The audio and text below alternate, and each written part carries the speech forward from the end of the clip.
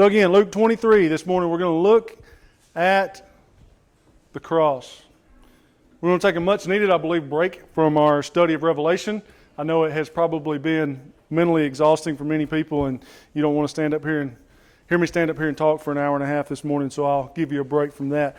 But we will be back to that again next week. I know that's been an enjoyable time. I know many of you have told me how much you've enjoyed that, and it's been great. But today we're going to study about the story of the cross. And we're going to take a little bit different approach to it this morning. This is something we look at every year and something we should look at every year. And I think it's great for us to always remember this. There's never too many times that we can go back to this story. And Easter is a good time for us to always be conscious of the fact that this is something that we need to always remember as Christians. You know, you hear people talk about sometimes like, well, I remember when I was younger, I maybe don't hear it as much anymore, people talk, what's the most important Christian holiday? And you get people who say, well, Christmas is the most important Christmas holiday. And people say, well, anybody can be born. Well, that's true. And we all were born at some point.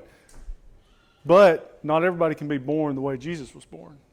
Not everybody can be God and come into the world. When the other people say, well, Good Friday is the most important day. Because that was the day that Jesus came and died. You know, that was the end of his earthly life, the end of his earthly ministry.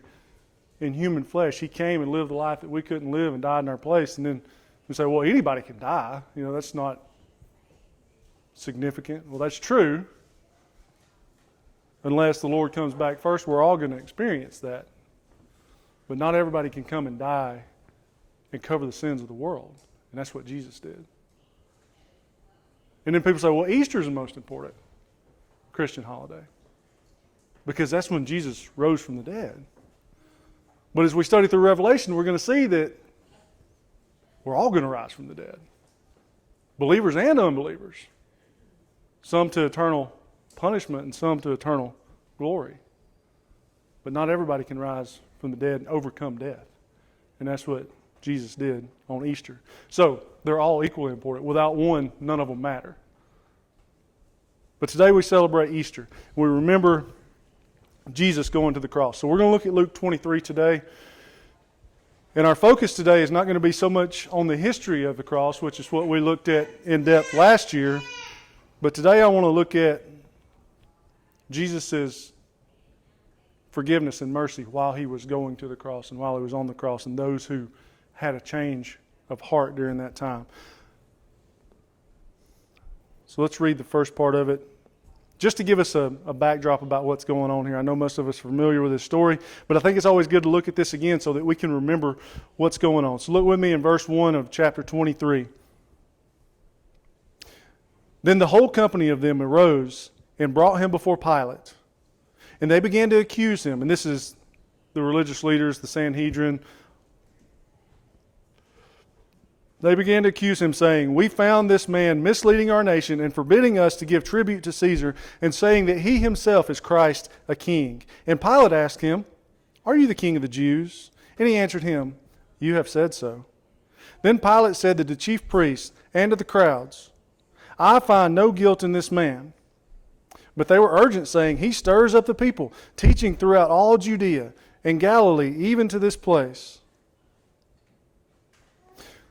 We'll stop there for just a second. So just to give you an idea of what's going on here, this is after Jesus has been arrested in the garden and he was betrayed by Judas. The Roman soldiers came and they took Jesus, and there with them was the religious leaders as well. They were all in agreement to come and take Jesus to arrest him. So they bring Jesus before Pilate. Now Pilate is a governor. There were 4 regions in ancient Palestine, modern-day Israel, and different areas there that were controlled by 4 different governors or regent kings, prefects. There's several different names for these people. You hear Herod Antipas, and we'll look at him in a minute. He was the governor of the region of the Galilee, where Jesus was from. And then we hear of Pilate here. And you've probably seen these plays and stuff with Pilate standing before Jesus as the judge, and he was the judge of the area, but he was the governor. He carried the same weight in that area, in the area of Israel, where modern-day Jerusalem is, which is where they would have been, as the king in any of the other areas. He was a governor. He was at this point in this trial that's going on here, he is the lawyer, the judge, and the jury. He's all of it. He carries the right of the sword. He has ultimate authority in this area under Caesar. Now, I want to make sure that we know too that Pilate and the Jews were not friends. They hated one another. They despised one another. So when we see this play out, it's not that they're going together on this. They hate one another. And several reasons for that. See, Pilate was the governor of the region. He had this authority in the region. But the Jews, being stiff-necked and not wanting to listen and prone to riots and all these different things, he had trouble with them. So in order to govern, even an evil ruler has to be able to get along with the people in some way. I mean, no matter how much control you have, if the people revolt against you, you're going to lose because you're outnumbered. So there has to be some kind of placation to these people. And one time what Pilate did is he came into the city with all this carriage of horses and all these different things, and they were carrying these banners. You've seen these in medieval time type movies where they go into war and they carry these banners. And on these banners it would have an insignia of the person that was leading it. So he came in on these horses into the city, and he had these banners with his insignia on it. Above that was a golden eagle, and above that was a depiction of the Caesar. Now the Jews saw this as an idol, because Caesar was seen as a god, not God, but as a god, as a deity among many gods that they had. And the one good thing that came out of the Babylonian captivity for the Jews was that they completely abolished idol worship. They quit worshiping idols. For them, it was the end of it. So when they saw this as an idol, and they had a big problem with Pilate for doing this. Then Pilate, wanting to build aqueducts in the city, being a good ruler, that's a good thing to do, to get water to the people, but he was going to take money out of the temple treasury to build these aqueducts. And the Jews were not happy about that either. So there was a disagreement there. They had all these problems going on, and then he wanted to set up images of Caesar in the temple. And after that happened, that was just too much for the Jews. They follow Pilate to Caesarea, where he lived, taunting him all the way there. It wasn't very far, but they were doing this. And then Pilate finally says, "I've had enough. Meet me in the Colosseum. We are going to work this out." And the Jews thought that he was bringing them there to negotiate some kind of treaty with them. But what he did was he says, "If y'all don't stop this, I'm going to kill every one of you." And legend says that they pulled down the sides of their robes and they said, "Start cutting." And of course he couldn't do that. He couldn't kill innocent people. Huge crowd of innocent people, as evil as he was. But at that point it became clear that Pilate was not the one that had the control in the region. The Jews were. So when we come here, Pilate is embarrassed by this. All this has happened before this. So he hates the Jews. He hates them. And the Jews hate him because of all those things that have happened. So now they have no authority to put someone to death. The Jews don't, but Pilate does. So they said, we can't put him to death, so we're going to take him to Pilate and we're going to make up all these charges against him, and then Pilate can put him to death. Well, if you look at the book of Acts, they stoned Stephen, right? To put him to death, and that was no big deal. But Stephen was a nobody, honestly. As much as we love Stephen, Stephen's one of the greatest Bible characters there is. But to them, he was a nobody, and that was a mob rising up in a moment and killing Stephen. They weren't going to do that to Jesus, so they had to bring him. They wanted to make a legitimate trial out of it and have him put to death. So they bring him to Pilate, and look at the accusations they make against him. It says they begin to accuse him, saying, "We found this man misleading our nation and forbidding us to give tribute to Caesar." Now, if you remember, when the Pharisees came to Jesus and they said, "Should we pay taxes to Caesar?" What did he say? He said, "Render to Caesar what's Caesar's," and he held up his picture on it. So that's a lie, obviously. He told them to pay your taxes. Then he said, the crowd says that he's saying that he himself is the Christ, a king. Now remember, when they went to Jesus and tried to make him king, what did he do? He rejected the idea. Because he didn't come to rule then. He came to be a suffering, dying prophet. So that's a lie. And Pilate asked him, "Are you the king of the Jews?" And he said, "You have said so." So Pilate is saying, are these things true? Are you the king of the Jews? Even though Jesus had not declared himself to be a king, even though they wanted him to, he's saying, you have said it. You have said that I'm the king. Now, the Jews hated the Romans too. I mean, there's a lot of hatred going on here. If Jesus would have been misleading them, as they say, and forbidding them to give tribute to Caesar and declaring himself to be the king, what would the Jews have done? They would have followed him immediately, because that's exactly what they wanted. So they just make these lies up about him. And this is, right now, this is a religious issue, right? For them. Because they want to kill him because they call him a blasphemer, because they call themselves Jesus. Now, Pilate cares nothing for Judaism. He doesn't know anything about it other than what he's had to deal with. He doesn't care anything about it. So bringing a religious issue to Pilate is useless. So they make up these political issues against him. And that's what they're doing here. Now, it doesn't stick, right? So Pilate said to the chief priests and to the crowds, I find no guilt in this man. He says innocent. He's the judge, right? Innocent. Verse 6, when Pilate heard this, that he was, then this is going back to verse 5 where he was teaching in Galilee. When he heard this, he asked whether this man was a Galilean.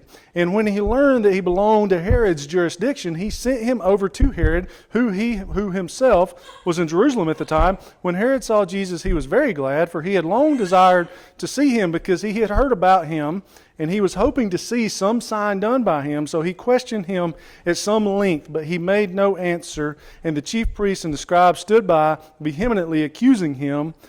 And Herod, with his soldiers, treated him with contempt and mocked him, and then arraying him in splendid clothing, sent him back to Pilate. And Herod and Pilate became friends with each other that very day. Before this, they had been in enmity with each other. Pilate then called together the chief priests and the rulers of the people and said to them, you brought me this man as one who is misleading the people.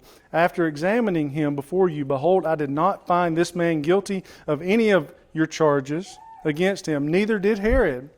For he sent him back to us, look, nothing deserving death has been done by him. I will therefore punish him and release him. So Herod's the ruler in the Galilee, and he finds out Jesus is from there, and he says, well, I'm going to send him there. He said, I can't declare him guilty. Maybe they can help me out because I got to do something with these Jews because there's about to be a revolt, right? But he, trying to be a good judge, he can't just declare him guilty when he's innocent, because then there would have been an overthrowing of the government, and he couldn't have that because he was on thin ice with the Caesar anyway.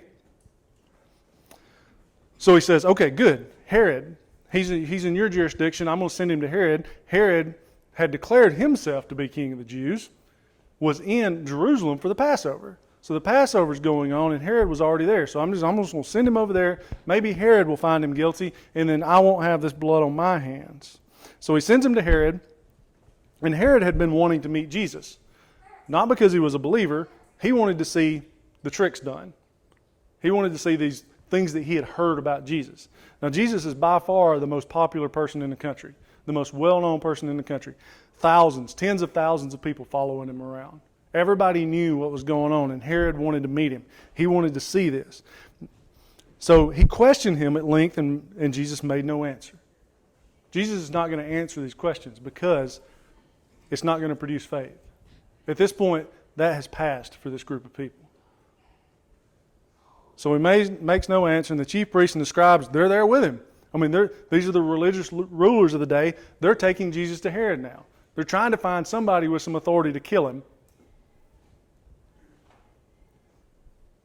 So Herod and his soldiers, they make fun of him, treat him with contempt, mock him. Said they array him in splendid clothing. They're making fun of him, saying that, oh, you're a king. So they put, this priestly or this kingly robe on him, probably a white robe or something like that. And then we learn in the other Gospels that they give him a reed for a scepter. Then they take the reed from him and hit him in the head with it and beat him with it and pull his beard out and all these different kinds of things going on. Then they say, we found nothing. And Pilate called together the chief priests and the rulers, verse 13, of the people and said to them, so you brought this man to me. I found him innocent. Herod finds him innocent and sent him back. He's done nothing deserving of death. This is 3 times now he's been declared innocent. And also in the other Gospels, Pilate's wife said, have nothing to do with this, because she had a dream. Said, leave this man alone.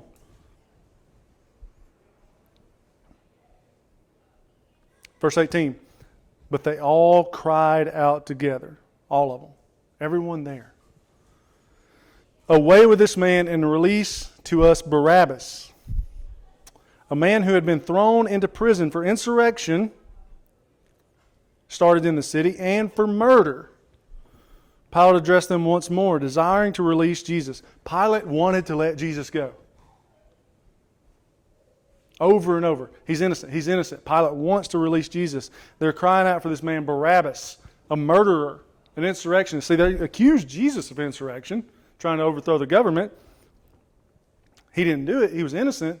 But they're demanding that this man who was guilty of the thing that they were accusing Jesus of to be released in Jesus' place. Pilate addressed them once more, desiring to release Jesus, but they kept shouting, "Crucify him, crucify him." A third time he said to them, "Why? What evil has this man done?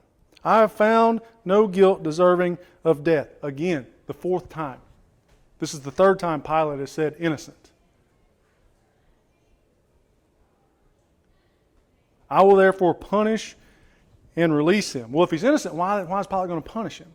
Seems kind of odd, right? Well, there was a thing that they would do where they would try to deter people from doing the things that they maybe had been accused of, right? So Jesus has been accused of doing all these things, and to kind of placate the Jews a little bit and to say, well, just in case, we'll punish him, just in case he's thinking about doing some of these things as a deterrence for revolting against the government. So he says, I'm going to punish him and release him. But that wasn't good enough. But they were urgent. Had to be done now. And why did it have to be done now? Because the Passover was about to start. This had to be done before nightfall. And this was in the middle of the night. This had all started. Remember, Jesus was arrested in the middle of the night in the Garden of Gethsemane. And then he comes out. And this happens very, very quickly. These things happen within a few hours. From the time that Jesus is arrested until he goes to the cross is a very, very short period of time. So he says, they were urgent, demanding with loud cries, and that he should be crucified, and their voices prevailed. So Pilate decided that their demand should be granted. He released the man who had been thrown into prison for insurrection and murder for whom they had asked, but he delivered Jesus over to their will.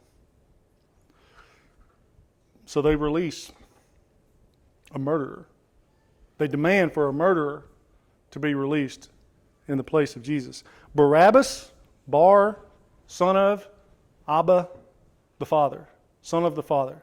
Legend says that his name was Jesus Barabbas, which was a very common name, Jesus, in the day. Joshua in Hebrew. Jesus, the Son of the Father, was released in the place of Jesus, the Son of the real Father. Because that's what the world wanted. They wanted the physical instead of the spiritual. In verse 26, and this is where we're going to dive a little deeper in starting here, we see the crucifixion happen.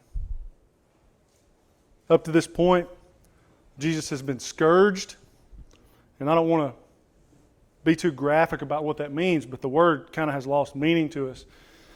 What they would do is they would tie him up by his hands in front of a post, front of a pole some way where he couldn't move. His hands would be tied above his head.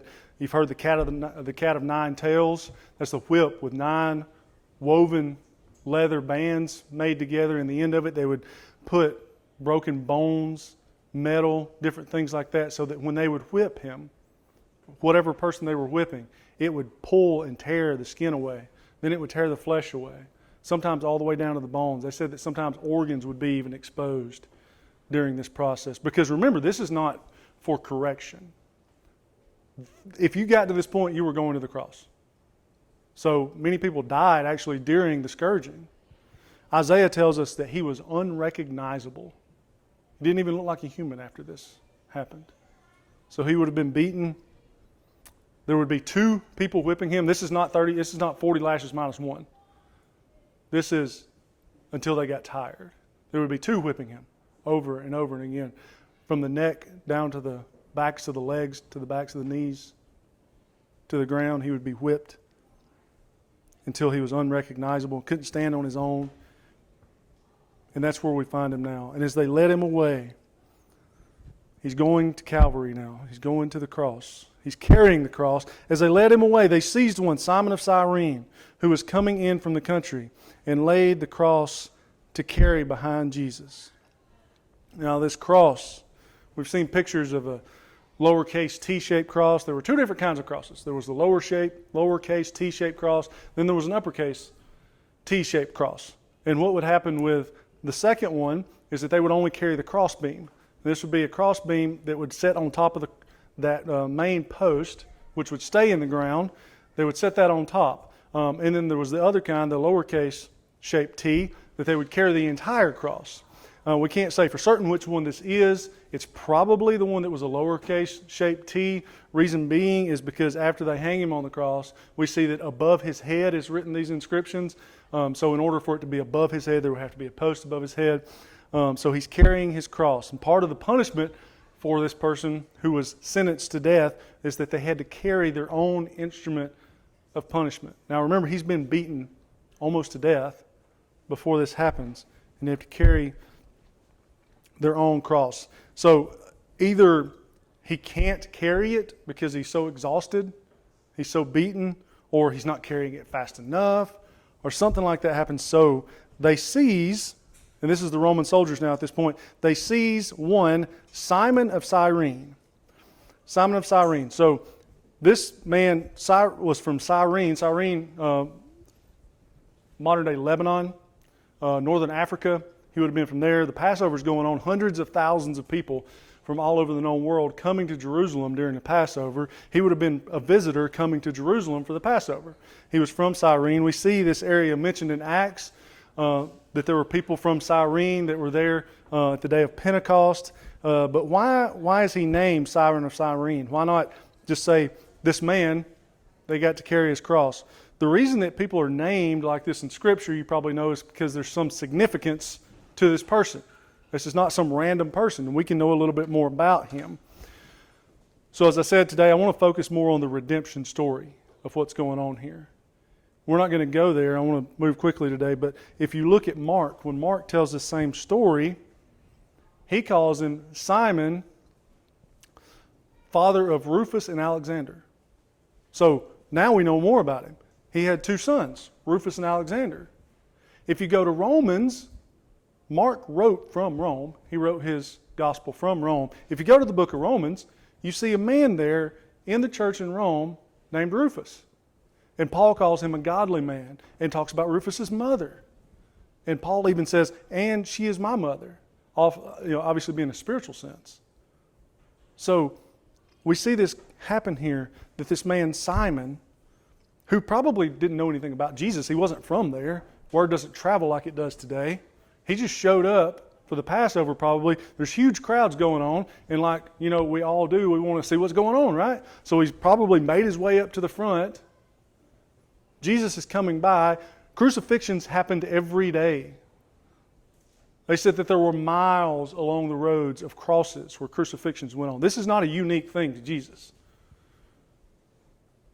Many, many, many thousands, tens of thousands even, people were crucified. They said after the siege of the city in AD 70 that there were hundreds of thousands of people, even 1 million people killed, but thousands and thousands crucified, so much so that they ran out of wood in the region crucifying people. This is not a unique thing. It was started under Cyrus centuries before this, 400 or 500 years before this, but it was perfected by the Romans. They could put people on a cross and have them suffocate within minutes if they broke their legs. But they could live for days sometimes because they would push up with their legs and be able to take a breath. Even stories, again, not trying to be too graphic, but there are stories of people being crucified, being there for days, and wild animals eating them while they were alive. This is a horrible thing. And this is the fate of Jesus. This is where he's going. This was the plan from the beginning. So they're leading him down this road, and they see Simon of Cyrene to carry his cross. So he's following behind him, which again may indicate that there was that lower shaped T cross that Jesus maybe was still carrying the front, and Simon picks up the back to help carry. Maybe that's what's going on. Again, we can't be dogmatic about that. And verse 27, there followed him a great multitude of people, and the women who were mourning and lamenting for him. So now we see Simon, who probably came into the city as a Jew, an unbelieving Jew. Maybe he was one who believed in the true God but didn't know anything about Jesus. He comes in and he has this experience of having to carry the cross for Jesus. And then we see in other books of the Bible that he becomes a Christian, apparently, at this point. He becomes a true believer because his sons are believers. His wife was a believer in the Roman church. We see that. So even in this moment, salvation is coming to people. Now there's following him a multitude of people and women who were mourning and lamenting for him. So now we see a group of women following along behind, mourning. They would have been crying out, in sorrow and sadness and maybe even screaming. And there were professional mourners in that day. That may have been who these women are, because a lot of times these criminals would be killed and nobody would be there for them. Nobody cared. They were just nobodies. So there were groups of people who would go and show remorse for these people who had died. And that could be a good thing. It's like, well, at least there's somebody that cares about them. So maybe that's what they're doing. Or they may have been protesters who were protesting against the cruelty of the Roman government for crucifying people. Well, we see that kind of stuff today all the time, right? I mean, you see people protesting things that, wherever you stand on these things. I mean, some of them have legitimate protests about things. You see people protesting death penalties and different things. I mean, again, wherever you stand on that, they legitimately care. They think that we shouldn't be doing these things, and maybe that's what's going on here. Today we try to bring that about as quickly as possible. It was the opposite in that day. They wanted to prolong it. So I think even those of us who would support death penalty for some things, we wouldn't support this, I would hope. So they're mourning for that. And then Jesus responds to them. Now remember, Jesus is in an unrecognizable state. He can barely walk, barely stand. He's beaten beyond recognition. Even if he doesn't go to the cross, infection would set in and it would kill him. But what does he do? Think about if you were in this situation. How would you respond? Would you even be able to speak? Here's what he does. But turning to them, so Jesus looks at them and he says, "Daughters of Jerusalem, do not weep for me." He says, don't feel sorry for me. It's amazing. "Do not weep for me, but weep for yourselves and for your children. For behold, the days are coming when they will say, Blessed are the barren, and the wombs that never bore, and the breasts that never nursed. Then they will begin to say to the mountains, Fall on us, and to the hills, Cover us. For if they do these things when the wood is green, what will happen when it's dry?"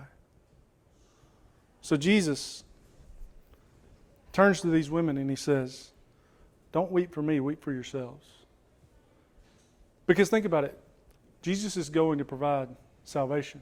For the unbeliever, doesn't matter how death comes. Eternal destruction is the only thing that waits. And that's what he's saying to them. Don't weep for me, but weep for yourselves and for your children. For behold, verse 29, days are coming. And he's giving a prophecy here. Jesus now going to the cross, carrying the cross, beaten pretty much to death, is prophesying. He's showing mercy on these people. He said, you need to change. Even going to the cross. He's not saying, I'm done, I've had enough, they're not listening to me, I'm not saying a word. He wants to show mercy to them even then. Behold, the days are coming when you will say, Blessed are the barren. Now, I'm sure many of us, and maybe you've even experienced this yourself, have known people, women who have struggled with infertility. Not being able to have children, even today, is a hard thing. I have good friends who they struggled for years and years. To have children is just so hard for them. But today, we help these people. We pray for them. We're there to, love them and all that. Not in that day. It was seen as a curse from God not to be able to have children. So for him to say, there's coming a day when you will say, Blessed are the barren. That was an extreme statement to say to women. Say, blessed are those who cannot have children. For behold, the days are coming when you will say, Blessed are the barren, and the wombs that never bore, the breasts that never nursed. So if you're unable, he said, there's going to come a time when these things are going to be blessings. And that's completely backwards from their society. And the reason for that, in verse 30, then they will begin to say to the mountains, Fall on us, and to the hills cover us. That comes out of Hosea. Hosea talks about that as a prophecy, and we see that first fulfilled in AD 70 when the Romans came in and overthrew Jerusalem. At that time, it was so bad. There was starvation, there was famine, there was plague in the city, and it was a blessing not to have children. Because you not only had to starve to death yourself, but you had to watch your children starve to death. And then everybody was killed, the ones that survived. And then it's completely fulfilled in Revelation.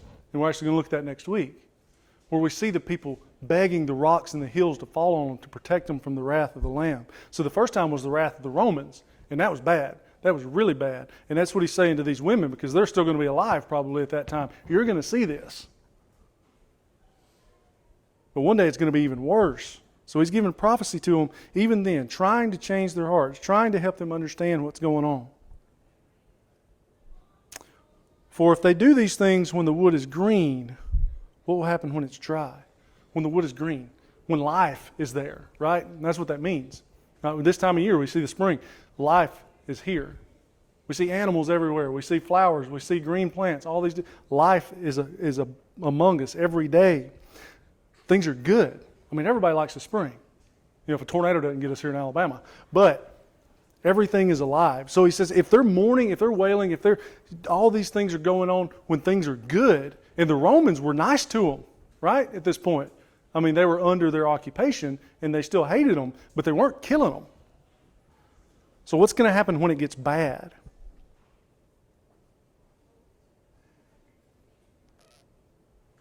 So Jesus is showing mercy to Simon of Cyrene, providing salvation for him and his family while he's going to the cross.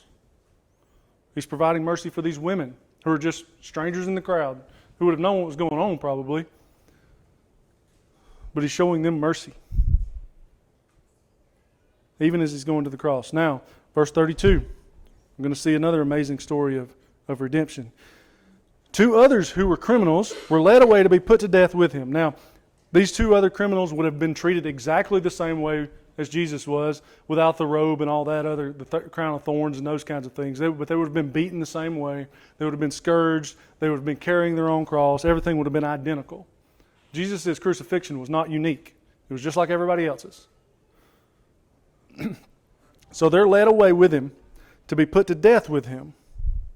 And when they came to the place that is called the Skull, there they crucified him. The Bible is very, very limited in its language about the crucifixion. In all 4 Gospels, you go to every one of them, it'll say, there they crucified him. There they crucified him. Matthew, Mark, Luke, and John, that's all they say. And that's the end of it. There they crucified him. They don't explain it. They don't tell you how this happened. They don't tell you anything about it other than there they crucified him. And the reason was everybody knew what it meant. There was no reason to explain this. And that's why they're saying there's nothing special about Jesus' crucifixion. Like the method, the physical part of it was just like everybody else's. It was just as horrible as anybody else's. I remember you used to see these pictures of Jesus and the 2 thieves on the cross, and Jesus would have been the one that had the nails in his hands and feet, and then the 2 criminals, they would have been tied up there with ropes. No, it didn't happen that way. They were all identical. So he's led away with these 2 criminals, and they came to this place called the Skull. Your version may say Golgotha or Calvary. The word is in the Greek is cranium, where we get the word cranium from. That's why you see the skull in my translation here. We get the word Calvary from cranium, was translated to Calvaria in Latin when Jerome wrote the Latin Vulgate. Calvaria, Calvary. That's where the name comes from. It's all the same place. You can see they're all exactly the same thing. Golgotha, the skull, Calvary. That's where they led him to. And we don't know where this place is, somewhere outside the city, somewhere near Jerusalem. You can go there today, and they'll show you different sites, and they'll sell you tickets to go see there. They'll sell you splinters of the cross and all this other kinds of things, ridiculous things. We don't know where this is. We know it's the same place that Abraham took Isaac to sacrifice him. We see that in the book of Genesis. Exact same place, and you can read about that in Chronicles as well. It's the exact same place where Abraham took Isaac to be sacrificed as a picture of Jesus. Now Jesus goes to the same place as the ultimate sacrifice. So they take him to this place, to Calvary, to Golgotha, and there they crucified him. The criminals, one on the right, one on his left. They would lay the cross down, assuming that this is the full cross. They would lay the cross down. They would stretch out the arms as far as possible. They would put a spike 7 to 9 inches long, half an inch square, through the wrists. The hand is the tip of the fingers to the elbow. 1 cubit is a measurement. You see that in Scripture? That's the hand. A nail through the hand would not have the ability to hold a body up. It would just tear through. The wrist, full of bones, they would put a nail through each wrist. Then they would curl the legs up, cross the feet over. A longer nail would go through both feet, giving them the ability to push up as they stood the cross up, to be able to push up and breathe. Pushing up, giving them the ability to breathe, but also remember what his back is going to look like at this point. Rubbing that against the cross in order to take a breath. That's why if the legs were broken, death would come in minutes. It would suffocate immediately, as long as you can hold your breath. At this point, there's exhaustion, dehydration, maybe starvation. Many of them had been in prison for a short period of time, although prison sentences were not long. It made no sense to them to keep people in prison and feed them and take care of them just to take them to the cross. Jesus' is probably quicker than most trials. But it was terrible. The word that we use to describe the most horrible pain that we can think of is excruciating. That word, exo, out of, crucia, the cross. That's where the word comes from. Because it's the most horrible word that we can imagine. Out of the cross. And that's where Jesus is. So 2 others there were crucified with him, who were criminals. They were led away to be put to death with him, and when they came to the place called the Skull, there they crucified him and the criminals, one on his right and one on his left. And Jesus said, if you were hanging there on that cross, think about this. Father, forgive them, for they do not know what they're doing. Again, redemption we see going on here. He doesn't say, come down, kill them. They deserve it. They did.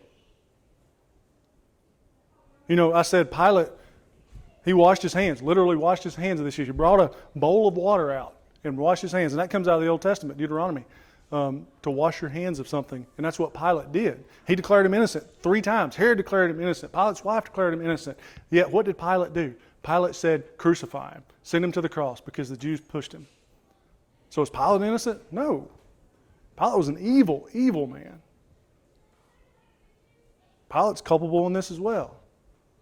The Jews, they're culpable in it because they were the ones pushing the whole thing.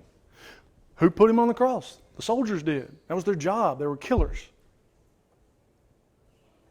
They put him on the cross. They were laughing at the whole time probably. So they're all culpable in this. There are very, very few people around right now who are believers in Jesus. Simon, maybe at this point, was still there. A believer, we'll see. We're not going to look at it today, but Joseph of Arimathea was probably there. John and Mary Magdalene probably there. Even though we see when Jesus says, behold your mother, behold your son, they were a ways off. They were probably not right there. And Jesus says, forgive them. Forgive them. They don't know what they're doing. They think they're doing a righteous act. Jesus was put on trial. But the irony of the whole thing is that they were the ones that were on trial. And they cast lots to divide his garments. Just like prophecy said. You know, we see so many prophecies fulfilled here. And I heard a statistic this week, I don't know if it's true or not, that for even 6 of the 300 prophecies in the Old Testament about Jesus to have come true, and you cannot deny at least that many, even the most fervent unbeliever will not deny that some of these things happened and they came true because of prophecy. Even for 6 of those prophecies to come true, the chances of that happening randomly is 1 times 10 to the 17 power. And what that means is That's a 1 with 17 zeros after it. That would be like you take silver dollars and cover the entire state of Texas 2 feet deep in silver dollars. You put a mark on one of them, send a blind man across the state, and him pick that piece up. And 300 came true. So these are prophecy after prophecy after prophecy coming true. That tells us that who's in control of this? God. He said it was going to happen. He caused it to happen.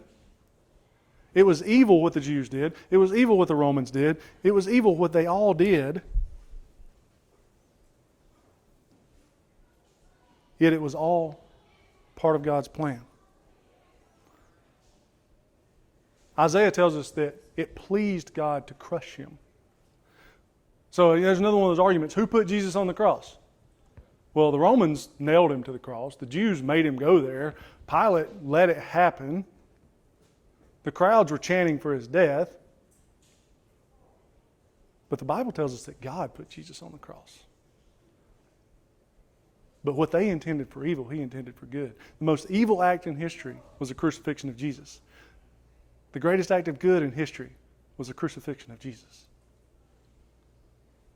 Because they intended to murder Jesus. God intended to provide salvation for the world. And that's what happened.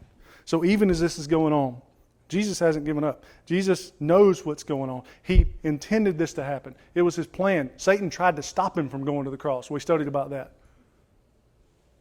Satan didn't try to put him on the cross. Satan wanted to stop it because he knew the plan. So maybe Satan is indwelling Pilate here trying to stop this from happening. But it's all part of God's plan. So he's on the cross and he's saying, forgive them for they don't know what they're doing. He's begging God for forgiveness for these people who are killing him, who are murdering him unjustly.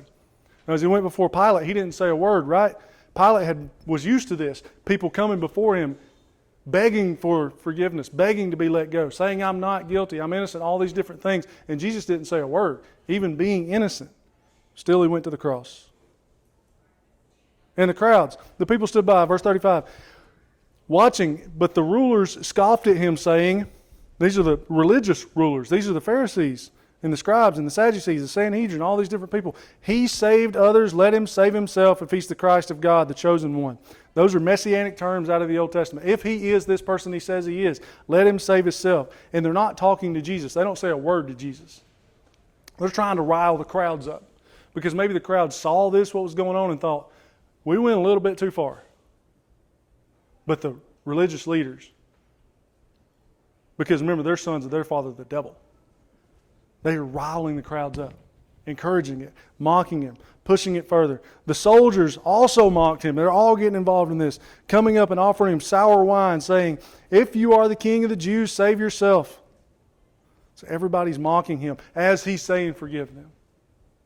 And the indication there with the language, what Jesus says, it indicates that he's saying it over and over while this is happening. While they're nailing him to the cross, he's saying, forgive them. And they're mocking him for it. Verse 38, there was also an inscription above him. This is the King of the Jews. The other Gospels tell us it was written in Hebrew, Greek, and Aramaic. Hebrew, the religious language. Greek, the common language. And Aramaic, the language of the Romans. Or the Greek was the language of the Romans. Aramaic was the local language that Jesus would have spoken. Written above it by Pilate. Pilate was the one who wrote this. This is the King of the Jews. And legend tells us that the Jews were not happy about that. They wanted him to write. He says he is the King of the Jews, and Pilate says, I have written what I've written. So in the irony of all this that's going on, the truth is written above Jesus' head for everybody to see. Now, as he hung on the cross, we see these pictures of, him being 10 foot high or something on. There would be no reason for that. He probably was only a couple of inches above the ground. I mean, what would be the point of hanging him way up high like that? They would just put him right above the ground. So when these soldiers come up to him and offer him wine, they're probably at eye level with him. They offer him wine to drink. He was begging for water.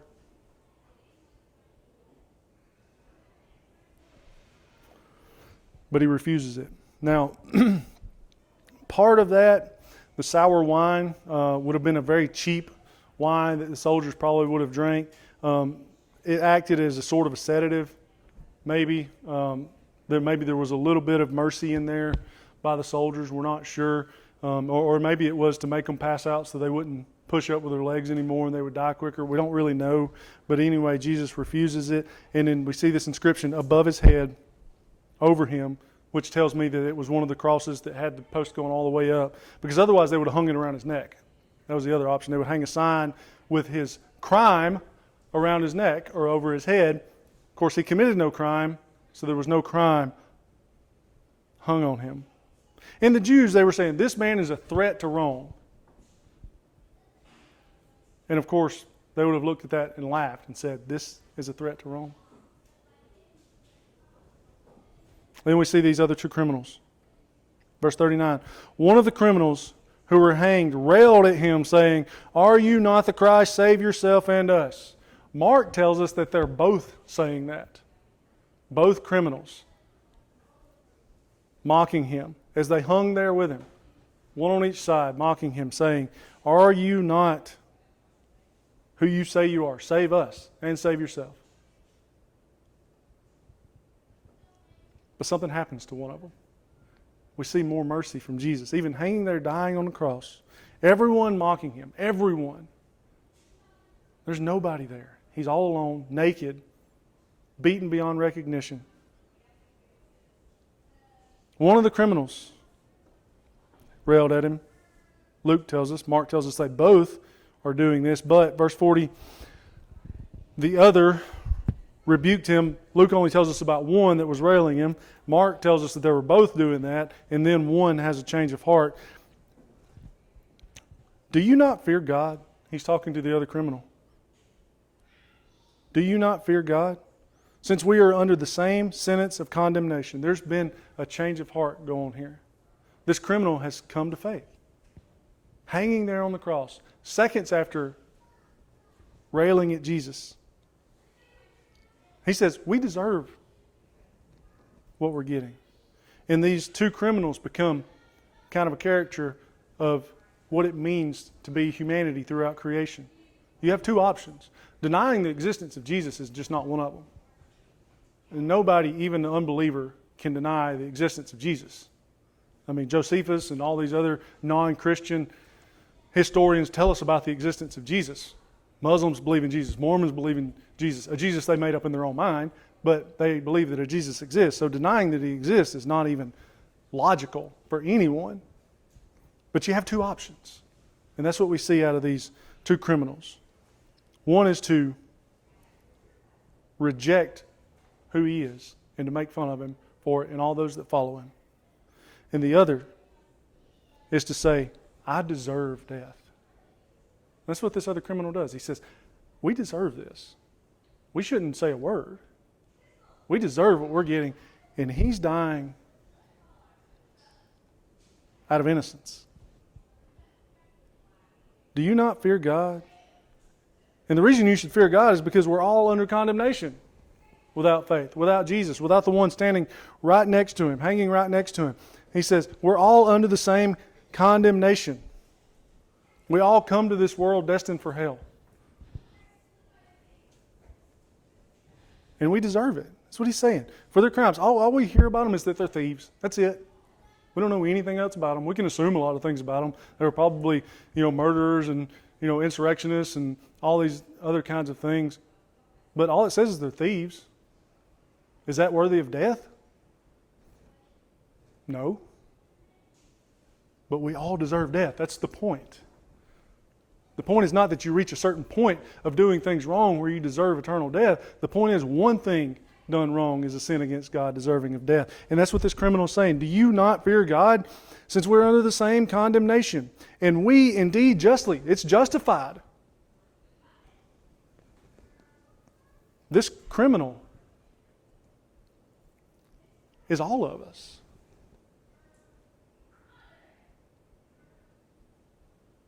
We deserve what Jesus got. That's why it's exact same death that these two men were experiencing is exactly the same as Jesus'. We deserve it. So he's saying we deserve to die the same way that Jesus did, but he doesn't. It's just for us to do it. We're receiving due reward for our deeds. For what we've done, we deserve this. And they were just thieves. Pickpocketers maybe. I don't know. But this man has done nothing wrong. So what he's done here is he has acknowledged God. He's acknowledged his own sin. He's acknowledged that Jesus was the perfect Messiah. This criminal who was just rebuking Jesus has done all these things in seconds. His heart has changed. Now he's going to speak to Jesus. He said to him, back up. And then he said, Jesus, remember me when you come into your kingdom. He's acknowledging Jesus as the Messiah. There's no other way to interpret that. He's acknowledged God. He's acknowledged his own sin. He's acknowledged his need for repentance. And he's acknowledged Jesus as the Messiah. And what is Jesus' response? Does he say, aren't you the one that was just heckling me 10 seconds ago? Sorry. No, not going to happen. You don't deserve it. But what does Jesus do? Still completely merciful. He said to him, verse 43, truly I say to you, today you will be with me in paradise. Today. So this man who was mocking him, this is the ultimate deathbed confession. So for the one that says, well, those are not legitimate because, well, they didn't do communion, they didn't do baptism, they didn't do confessionals and all these other kinds of things. Look, if you can't fit the thief on the cross in your theology of salvation, get a new one because it's here. This man could not move. He was hanging on the cross, effectively dead.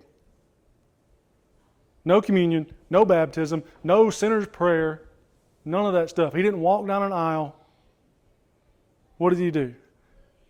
He believed in his heart that Jesus was Lord and confessed that. And he was saved. That's it. Now I think when rewards are handed out in heaven and this man shows up to receive his reward, he might say, well, I was only a Christian for about 5 minutes. I only believed right before that. I don't deserve anything. We can look at this scripture and say, how many people have come to faith because of that 5 minutes of salvation? You've probably heard stories of people who had loved ones who were dying on a deathbed, who couldn't even speak, maybe in a coma. They prayed with them, they shared the gospel with them, and there was some kind of recognition goes on in their life. And you see that. That's real salvation. We can believe that. Because it's not of our own work. If it was our own work, this would not have ever happened. Why would he have that change of heart like that? Because he had true salvation, and Jesus said, today you will be with me in paradise. Your sins are forgiven. And we see another one. We'll just skip down. I'm not going to read all of it. But now when the centurion saw what had taken place, and this is after Jesus has died, there was an eclipse in the middle of the day at 12 noon, which, by the way, there is never, ever, and never will be an eclipse on the Passover because it happens right after the full moon. Cannot happen. There was an eclipse, and now the centurion, verse 47, this would have been the one who was in charge of this whole thing. He saw what had taken place, and he praised God, saying, certainly this man was innocent. Another salvation, even as Jesus is dead. The very one that put him on the cross declared him to be king. And he was given salvation. And the crowds had assembled for the spectacle. That's all it was to them. But even as this spectacle was going on, salvation was occurring. Mercy was happening. So, why is this important to us? Why does this matter to us? Outside of the story of redemption that we know about, we know that Jesus died for us. We know that he lived the life that we couldn't live. But we look at these people who came to faith. One carrying his cross, one a murderer or a thief or whatever he was sitting next to him, railing against him, and then declaring Jesus to be Lord and giving salvation. The one that actually put the nails in his hand. Literally the one that nailed the nails into Jesus' hand became a Christian. That's amazing. So we might look at our own lives and we say, there's no way because of what I've done. Because of the life that I lived. It's been too long. A life of debauchery or whatever, fill in the blank. Whatever it might be. It's different for everyone. How can Jesus forgive me? I am the criminal on the cross. He went to the cross because of me. Before salvation, we were all opposed to Jesus. We were all anti-Christ, the Bible tells us. We're the ones that put the nails in his hand. And what did Jesus do for the ones that did that? Gave them salvation, begged for their forgiveness. And when Jesus prays, his prayers are answered. They receive salvation that day. And anybody can. Through faith in Jesus. So as we go and be with our families today, I hope you are. Hope you're able to spend time together, enjoy life, laugh, cut up. It's part of it. I think God gives us those. That's great. But remember, there are probably going to be people around you that don't know Jesus. I heard an atheist say this week, if the gospel is true, for a Christian to know it and not tell others about it, how bad do they have to hate that person? It'd be like if you saw a bus going down the street and it was about to run over somebody and you just stood there and watched. Now, you might not be able to save them. It's not up to us, right? But you could at least tell them the bus is coming. And that's the job that we're given. So build those relationships with the people that don't know Jesus. Invite them into your home. Love them. No matter what they've done. You say, that person, he cheats on his wife all the time. He's a thief. You know, he's a drug addict, a drunk, whatever it might be. We don't turn those people away. Because none of it is as bad as nailing Jesus' hands to the cross. And what did he do? He forgave that person. So we have to do the same. Share that message with those in your life. And if you don't know Jesus today, I share that message with you today. I'd love to talk more to you about it. Bow your heads and close your eyes. God, thank you so much for Easter and what it represents. Thank you for coming to earth and living the life that we couldn't live and dying the death that we deserve. We're so thankful for that. None of us are perfect. We all deserve eternal punishment. Yet you give us salvation. Thank you for these unbelievable stories of salvation. People we can look at and say, if you can save that person, then you can save me. Thank you for forgiveness. I pray today is a day of fellowship and love for families. Just a time that we can enjoy one another's company and know that we can do that and have eternal peace and joy because of what today represents. Thank you for our church and everybody that's here today. And all these things we ask in Jesus' name. Amen.